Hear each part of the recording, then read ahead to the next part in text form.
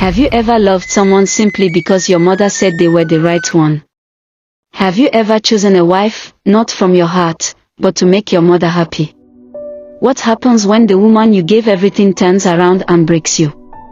How do you heal when the betrayal comes not from a stranger, but from the very person you gave your name, your home, and your future? This is not just a story. It's a lesson. About love. About trust. About the silent pain men carry. This is the heartbreaking journey of Femi, the man every woman wanted. And the betrayal he never saw coming. Watch carefully. You might find yourself in this story. Once upon a time, in the heart of the peaceful town of Ondo, Nigeria, there lived a young boy named Femi. Femi's life was not a bed of roses, but it wasn't as thorny as many of the children around him. Raised by a single mother, Femi never knew the love of a father. His mother, despite her hardships, loved him with everything she had. Her name was Lotta, a woman whose strength was as unshakable as the roots of the tallest trees in the village. Femi's days were spent in the bustling village market. After school, he would help his mother sell tomatoes, peppers, and foodstuffs to make ends meet. Life was tough, but Femi had big dreams. His mother always told him, "Femi, education is the key to everything. Go to school, be the best, and I'll make sure the rest falls into place." And he listened. He studied hard, and his intelligence shone like a bright star.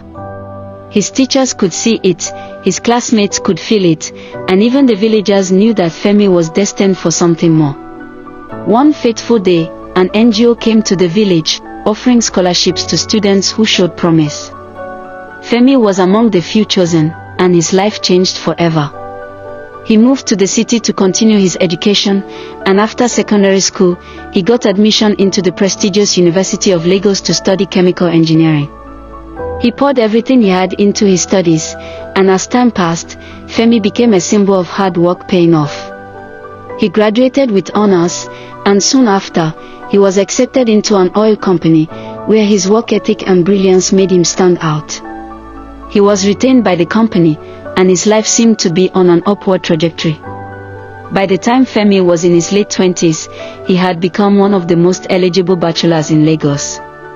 Women flocked around him, drawn to his intelligence, his wealth, and his good looks. Femi's mother, Lotta, had done an exceptional job raising him, even though she had lost his father when Femi was just a child. She never remarried, dedicating her life to raising her son. And now, as Femi's success grew, she proudly watched from the sidelines. Despite his wealth and success, there was one thing that was missing in Femi's life: a wife. Femi had brought several women home to meet his mother, but every time, she would reject them. She never liked any of them. She would always say, "City girls are the worst. They don't know how to keep a home." There was the time Femi brought home a lawyer, a woman who seemed perfect. But his mother, in her usual way, told her she would never marry her son because she was too focused on her career. "You'll never be a good wife with that job," his mother said bluntly. Then, there was the time Femi brought home a banker. His mother didn't hold back. "If you want to marry my son, you have to quit your job. A career woman won't make a good wife," she said sternly. After several failed attempts to find a wife that his mother would approve of, Femi finally made a decision. "If my mother wants me to marry from this village, then I'll do it," he thought to himself. "I will go back home, find a woman, and make her happy." So, Femi packed his bags and returned to Ondo, to the village he had once known as home. Word quickly spread that the most eligible bachelor in Lagos was looking for a wife. Women in the village, hearing about his return, rushed to prepare themselves. Some even pretended to be born again, just to catch his attention. It seemed like everyone was trying to impress Femi. But one girl, Bucky, stood out. Bucky was different. She wasn't one of the women pretending to be someone she wasn't. Bucky's mother and Femi's mother had been close friends for years, and Femi and Bucky had grown up together. But as Femi went off to the university, Bucky stayed behind in the village to learn tailoring. Life had not been as kind to Bucky's family as it had been to Femi's. Her mother could not afford to send her to school, so Bucky made do with what she had. As Femi became more successful, Bucky stayed in the village, quietly working hard to learn the trade of tailoring. They lost touch, as life led them in different directions. But now, with Femi back in the village, things were about to change. Bucky had always liked Femi. Since their childhood, she had secretly admired him. But she never told him, knowing that they came from different worlds. Bucky had never been to the city. The stories she had heard about city life made her dream of something bigger, but she knew that her humble beginnings might not be enough to catch the attention of someone like Femi. But fate, as it often does, had other plans. One day, Femi came back to the village. His mother had told him about Bucky's interest in him, and despite his initial reluctance, he decided to speak to her. "She's local," he told his mother. "She's not like the women I know." But his mother was persistent. "She's a good girl, Femi. She's a wife material. She will make you happy." "I know it." Femi wasn't convinced. He had been surrounded by city girls who knew how to handle the finer things in life.